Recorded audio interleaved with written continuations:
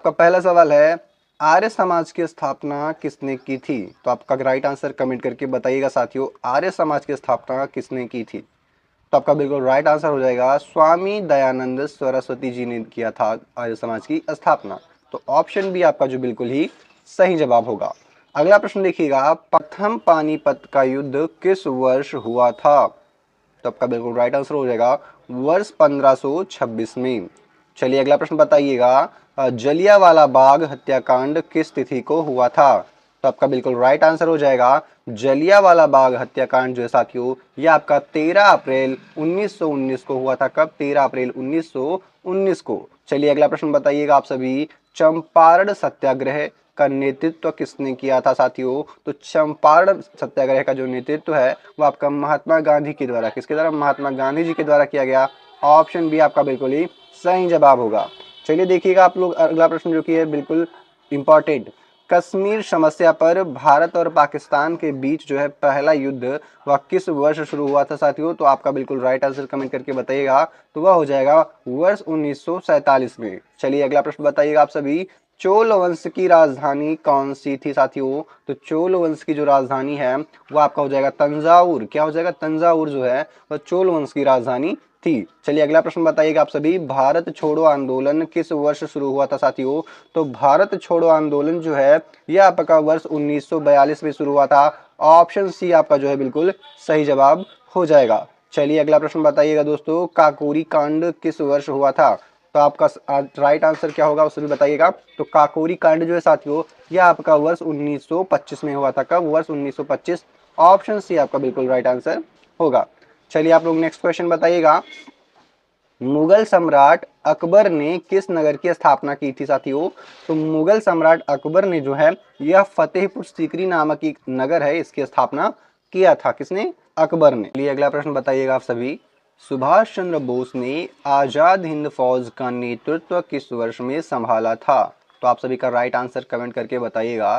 तो आपका बिल्कुल राइट आंसर हो जाएगा साथियों वर्ष 1943 में, यानी वर्ष 1943 बिल्कुल सही जवाब होगा। अगला प्रश्न होगा आप सभी का, संविधान का कौन सा अनुच्छेद जो है वह व्यक्ति को संवैधानिक उपचारों का अधिकार देता है? तो आप लोग आपका राइट आंसर कमेंट करके बताइए। तो बिल्कुल राइट आंसर हो जाएगा आपका आर्टिकल 32, यानी अनुच्छेद 32 जो है वह संवैधानिक उपचारों का प्रावधान देता है। अगला प्रश्न है आपका, भारत में धन विधेयक यानी कि मनी बिल सबसे पहले कहाँ पेश किया जाता है या कहाँ किया जा सकता है? तो आपका बिल्कुल राइट आंसर हो जाएगा साथियों, यह सबसे पहले लोकसभा में जो है पेश किया जा सकता है। ठीक है। चलिए अगला प्रश्न बताइएगा, राष्ट्रपति, भारत के राष्ट्रपति का चुनाव किस प्रणाली से होता है? तो आपका बिल्कुल राइट आंसर हो जाएगा एकल संक्रमणीय मत प्रणाली द्वारा। ठीक है। अगला प्रश्न होगा आपका कि भारतीय संविधान का कौन सा भाग मौलिक कर्तव्यों से संबंधित है? तो भारतीय संविधान का जो साथियों मौलिक कर्तव्यों से संबंधित भाग है वह आपका हो जाएगा भाग 4A। कौन सा? भाग 4A। चलिए अगला प्रश्न बताइएगा आप सभी, क्या है? पंचायती राज व्यवस्था को संवैधानिक दर्जा किस संशोधन से मिला था? तो आपका बिल्कुल राइट आंसर हो जाएगा, यह 73वें संविधान संशोधन के द्वारा मिला था। चलिए अगला प्रश्न बताइएगा, भारत में राज्य के नीति निदेशक तत्व DPSP किस भाग में है साथियों? तो जो DPSP होते हैं आपके, यह भाग कहाँ पे होते हैं? तो भाग 4 में होते हैं। ऑप्शन सी आपका बिल्कुल राइट आंसर होगा। अगला प्रश्न बताइएगा आप सभी, भारत का अटर्नी जनरल किसके द्वारा नियुक्त किया जाता है साथियों? तो भारत का जो अटर्नी जनरल होता है यह राष्ट्रपति के द्वारा जो है नियुक्त किया जाता है। चलिए अगला प्रश्न आप सभी बताइएगा, संसद का कौन सा सदन अस्थाई सदन कहलाता है साथियों? तो संसद का अस्थाई सदन जो है वह आपका राज्यसभा कहलाता है, जिसके सदस्यों का कार्यकाल साथियों 6 वर्ष होता है। कितना होता है? 6 वर्ष होता है। ठीक है। और प्रत्येक 2 वर्षों में 1/3 जो क्या होते हैं वहाँ के सदस्य होते हैं वो रिटायर हो जाते हैं। ठीक है। और अगला प्रश्न बताइएगा आप सभी, भारतीय संविधान में संशोधन से संबंधित प्रावधान किस अनुच्छेद में है? तो संशोधन से संबंधित जो प्रावधान है साथियों वह संविधान के अनुच्छेद 368 में है। और 368 किस भाग में आता है? तो भाग 20 में आता है साथियों। ठीक है, इसको भी ध्यान रखिएगा। चलिए अगला प्रश्न आप सभी बताइएगा, संघीय कार्यपालिका में उपराष्ट्रपति किस सदन का पदेन सभापति होता है? तो संसदीय कार्यपालिका में साथियों जो उपराष्ट्रपति होता है वह आपका जो है साथियों कहाँ का जो होता है? सदन का पदेन सभापति होता है। तो आपका बिल्कुल राइट आंसर हो जाएगा साथियों, वह क्या हो जाएगा, कि राज्यसभा का हो जाएगा। कहाँ पे, राज्यसभा का हो जाएगा। ऑप्शन बी आपका जो है बिल्कुल ही राइट आंसर होगा। चलिए अगला प्रश्न बताइएगा आप सभी, क्या है, कर्क रेखा भारत के कितने राज्यों से होकर गुजरती है? तो साथियों यह टोटल 8 राज्यों से होकर गुजरती है। चलिए अगला प्रश्न बताइएगा, भारत की सबसे लंबी नदी कौन सी है साथियों? तो भारत की सबसे लंबी नदी साथियों जो है वह है गंगा। कौन सी है? गंगा नदी भारत की सबसे लंबी नदी है। चलिए अगला प्रश्न बताइएगा, भारत का सबसे बड़ा डेल्टा कौन सा है साथियों? तो सुंदरबन डेल्टा जो है वह भारत का सबसे बड़ा डेल्टा होता है। अगला है आपका, काली मिट्टी को किस अन्य नाम से भी जाना जाता है? तो साथियों काली मिट्टी को जो है रेगुर मिट्टी के नाम से भी जाना जाता है। किस मिट्टी के नाम से? रेगुर मिट्टी के नाम से, या कपास की मिट्टी के नाम से भी जाना जाता है। तो ऑप्शन सी आपका बिल्कुल राइट आंसर होगा। चलिए अगला प्रश्न बताइएगा आप सभी, भारत का सबसे अधिक वर्षा वाला स्थान कौन सा है साथियों? तो भारत का सबसे अधिक वर्षा वाला जो स्थान है साथियों वह कौन सा हो जाएगा आपका? वह हो जाएगा आपका मानसिन राम। क्या हो जाएगा? मानसिन राम। ऑप्शन सी आपका जो बिल्कुल राइट आंसर हो जाएगा। चलिए अगला प्रश्न बताइएगा आप सभी, भारत का सबसे बड़ा तटीय राज्य क्षेत्रफल के आधार पर कौन सा है? तो क्षेत्रफल के आधार पर तटीय राज्य आपका साथियों हो जाएगा गुजरात। कौन सा? गुजरात। ऑप्शन बी आपका जो बिल्कुल राइट आंसर होगा। चलिए अगला प्रश्न बताइएगा आप सभी साथियों, जो कि है वूलर झील। ध्यान दीजिएगा, वूलर झील किस राज्य या केंद्र शासित प्रदेश में स्थित है साथियों? तो जो वूलर झील है ये आपका जम्मू कश्मीर में स्थित है। कहाँ पे? जम्मू कश्मीर में है। अगला प्रश्न बताइएगा आप सभी, भारत और श्रीलंका को कौन सा जल मध्य डमरू अलग करता है? तो साथियों पाक जल डमरू मध्य जो है वह किसको? भारत और श्रीलंका को जो है अलग करता है। चलिए अगला प्रश्न आप बताइएगा सभी, डेक्कन का पठार या डेक्कन पठार भारत के किस भाग में स्थित साथियों? तो डेक्कन का पठार है साथियों यह भारत के जो है किस भाग में? दक्षिणी भाग में। कहाँ पे? दक्षिणी भाग में जो है स्थित है। चलिए अगला प्रश्न आप सभी बताइएगा, भारत में पश्चिमी घाट किस प्रकार की पर्वत श्रेणी मानी जाती है साथियों? तो जो पश्चिमी घाट है आपका वह एक प्रकार से किस प्रकार, मतलब किस प्रकार की जो है पर्वत श्रेणी मानी जाती है? तो यह खंडित पर्वत श्रेणी जो है मानी जाती है। कौन सी? पश्चिमी घाट की श्रेणी खंडित पर्वत श्रेणी मानी जाती है। अगला है आपका, बल यानी फोर्स की इकाई क्या है? तो आपका राइट आंसर हो जाएगा न्यूटन। न्यूटन होता है बल की इकाई। अगला प्रश्न बताइएगा, विटामिन सी की कमी से कौन सा रोग होता है? तो विटामिन सी की कमी से साथियों आपका स्कर्वी रोग हो सकता है। अगला प्रश्न बताइएगा आप सभी, क्या है, श्वेत रक्त कणिकाओं यानी WBC का मुख्य कार्य क्या है साथियों? तो WBC यानी श्वेत रक्त कणिकाओं का जो मुख्य कार्य होता है साथियों वो होता है शरीर की रक्षा करना। क्या होता है? शरीर की रक्षा करना। ऑप्शन बी आपका राइट आंसर होगा। अगला प्रश्न बताइएगा, ओजोन परत वायुमंडल की किस परत में पाई जाती है? तो आपका बिल्कुल राइट आंसर हो जाएगा समताप मंडल में ओजोन परत वायुमंडल में पाई जाती है। अगला प्रश्न है आपका, लोहे में जंग लगना किसका उदाहरण है? तो साथियों लोहे में जंग लगना जो है वह ऑक्सीकरण का उदाहरण है। किसका? ऑक्सीकरण का। अगला प्रश्न बताएगा, ध्वनि के संचरण के लिए क्या आवश्यक है साथियों? तो ध्वनि के संचरण के लिए हमें किसी माध्यम की आवश्यकता होती है, चाहे ठोस हो, द्रव हो, और निर्वात में तो नहीं होता है साथियों ध्वनि की चाल। ठीक है। अगला प्रश्न बताइएगा, जीवाणु किस प्रकार की कोशिकाएं हैं? साथियों जीवाणु जो होती हैं वह किस किस प्रकार की कोशिकाएं होती है? तो वह प्रोकैरियोटिक कोशिकाएं होती। कैसी? प्रोकैरियोटिक कोशिकाएं होती हैं। अगला प्रश्न बताइएगा, मानव शरीर में हाइड्रोक्लोरिक अम्ल कहाँ स्रावित होता है?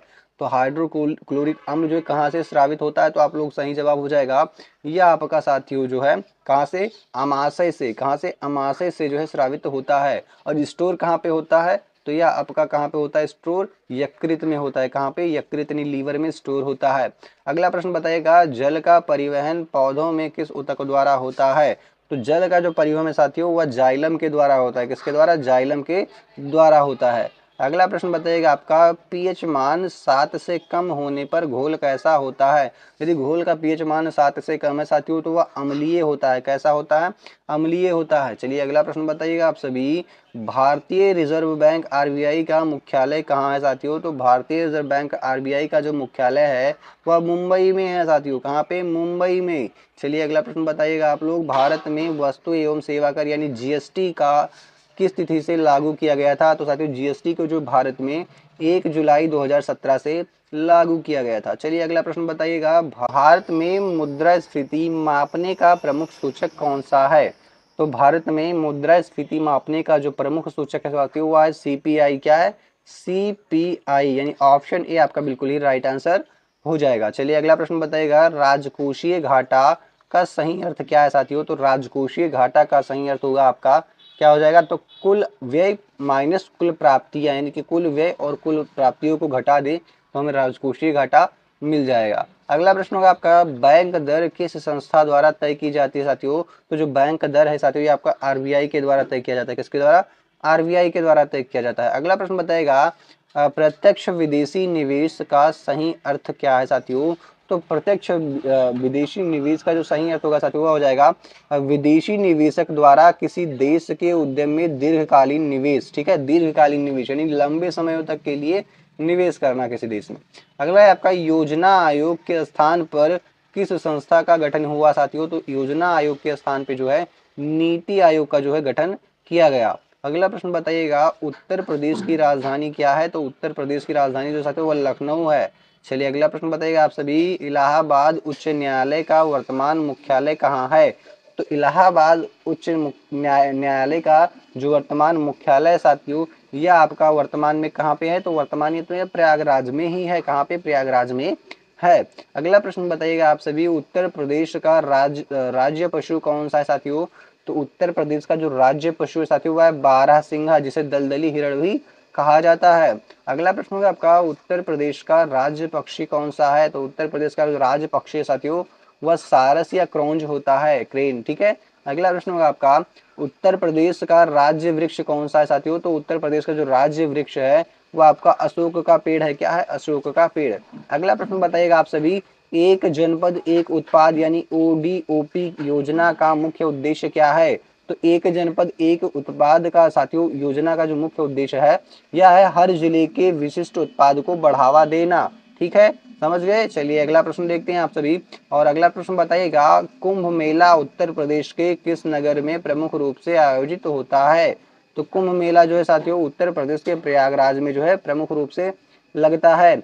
चलिए अगला प्रश्न बताइएगा आप सभी, ताज महोत्सव किस नगर से संबंधित है? तो साथियों जो ताज महोत्सव है साथियों यह आपका आगरा से संबंधित है, क्योंकि आगरा में ही ताजमहल आपका पाया जाता है, यानी मतलब है वहां पे। ठीक है। अगला आपका, केंद्र सरकार ने एम्प्लॉयमेंट लिंक्ड इंसेंटिव स्कीम जो है वह कब मंजूर की थी? तो आपका राइट आंसर हो जाएगा साथियों 1 नवंबर 2025 को। कब?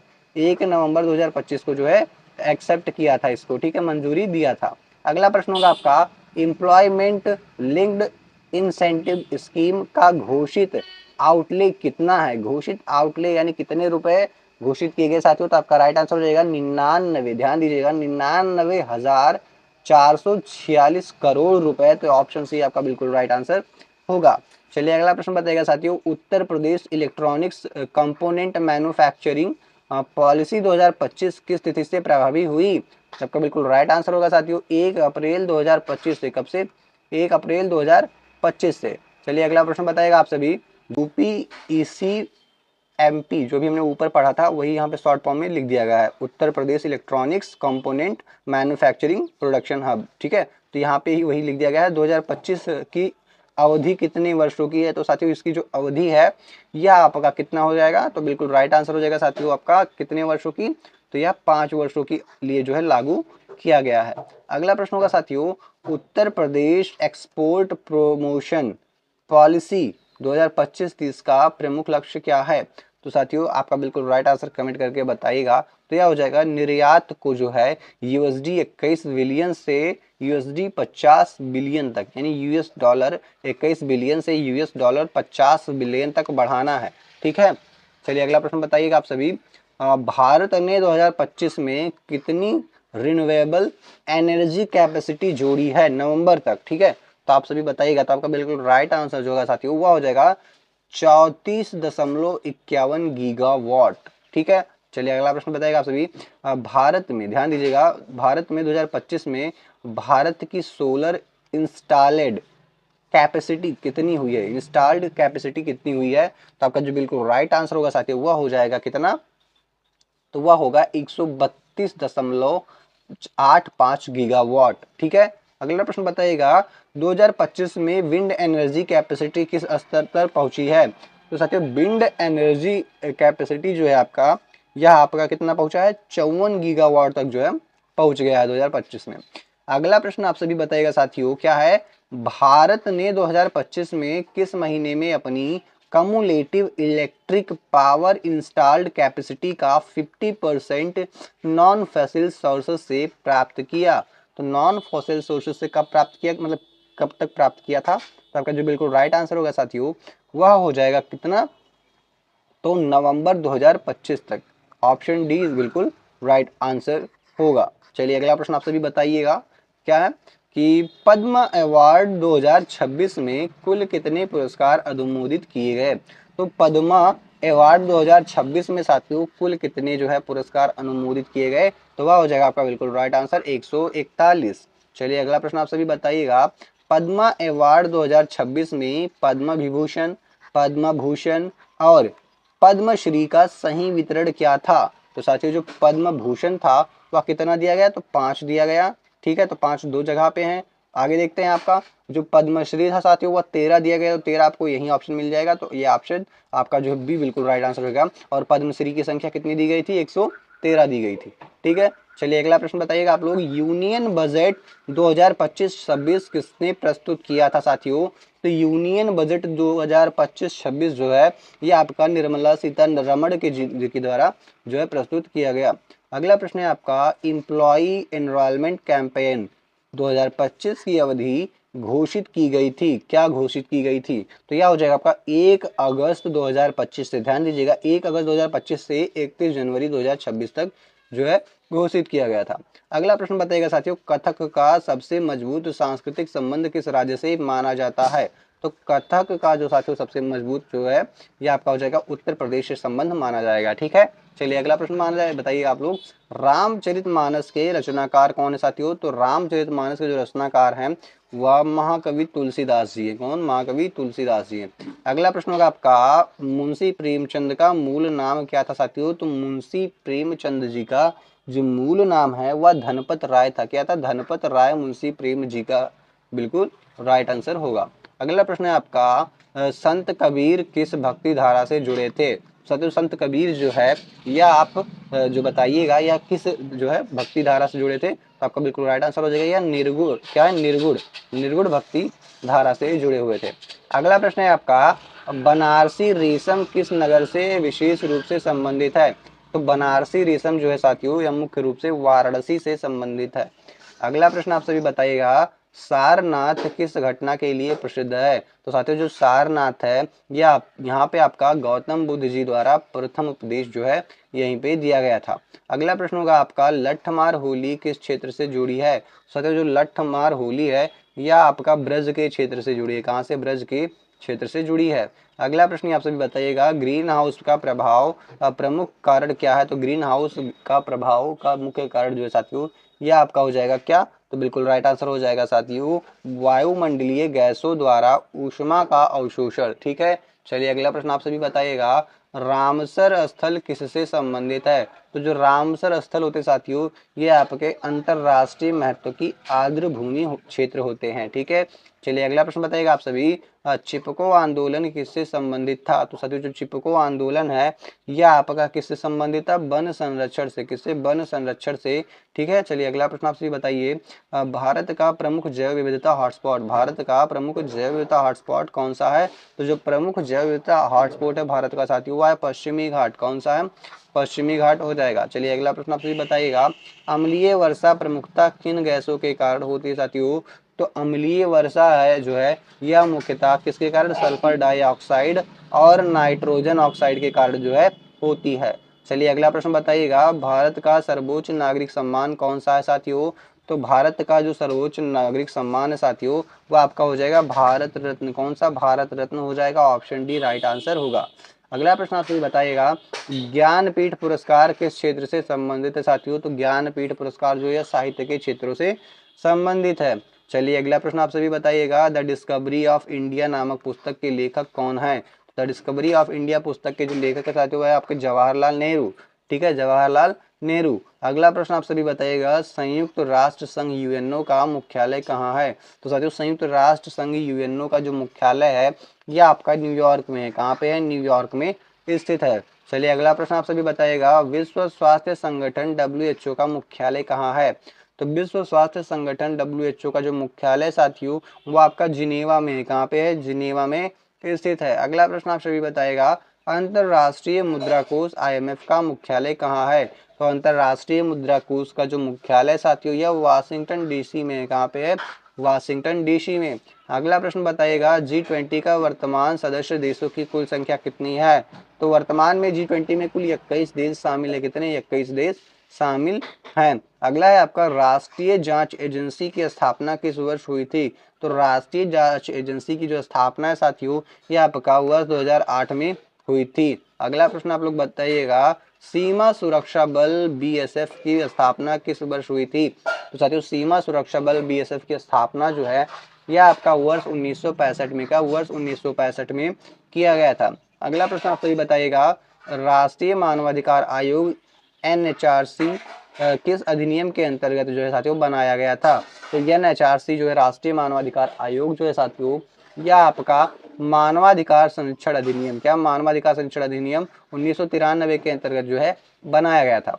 अगला प्रश्न आपका बताएगा, UAPA UAPA का पूरा नाम क्या है साथियों?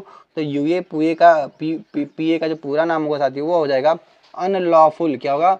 अनलॉफुल, ध्यान दीजिएगा, अनलॉफुल एक्टिविटीज प्रिवेंशन एक्ट। ठीक है, तो ऑप्शन बी जो है आपका बिल्कुल राइट आंसर हो जाएगा।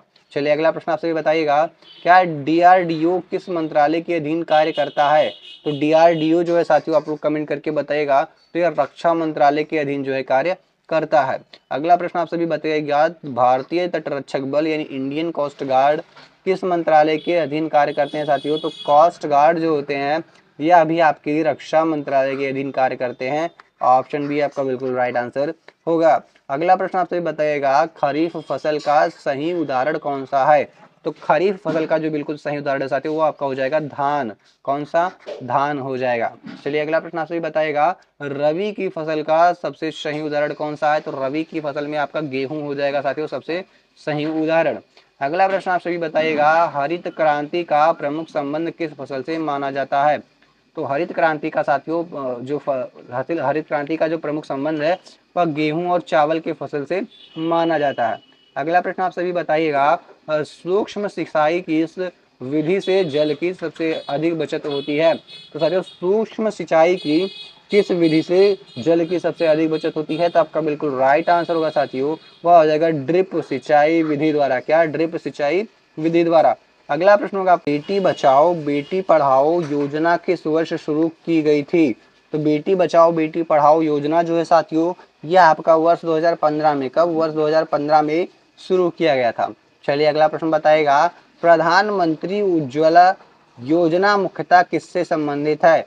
तो प्रधानमंत्री उज्ज्वला योजना जो है साथियों यह आपका किससे संबंधित है? तो LPG कनेक्शन से संबंधित है। चलिए अगला प्रश्न बताएगा साथियों आप सभी, उत्तर प्रदेश, क्या ध्यान दीजिएगा, उत्तर प्रदेश मुख्यमंत्री कन्या सुमंगला योजना किससे संबंधित है? तो उत्तर प्रदेश की मुख्यमंत्री कन्या सुमंगला योजना जो है साथियों यह आपका किससे संबंधित हो जाएगा? तो बिल्कुल राइट आंसर हो जाएगा बालिकाओं के कल्याण से। तो ऑप्शन भी आपका बिल्कुल राइट आंसर होगा। तो साथियों यहीं पे ऐसी वीडियो यहीं पर समाप्त होती है। आज हमने जो है क्या किया है, टॉप 100 क्वेश्चंस किए हैं जिनकी आने की एग्जाम में पूरी संभावना है। तो वीडियो अगर अच्छी लगी हो तो लाइक करिएगा और चैनल को सब्सक्राइब करिए, क्योंकि नेक्स्ट वीडियो जो है और भी इंपॉर्टेंट आने वाली हैं। तो मिलते हैं नेक्स्ट वीडियो में, तब तक के लिए जय हिंद साथियों।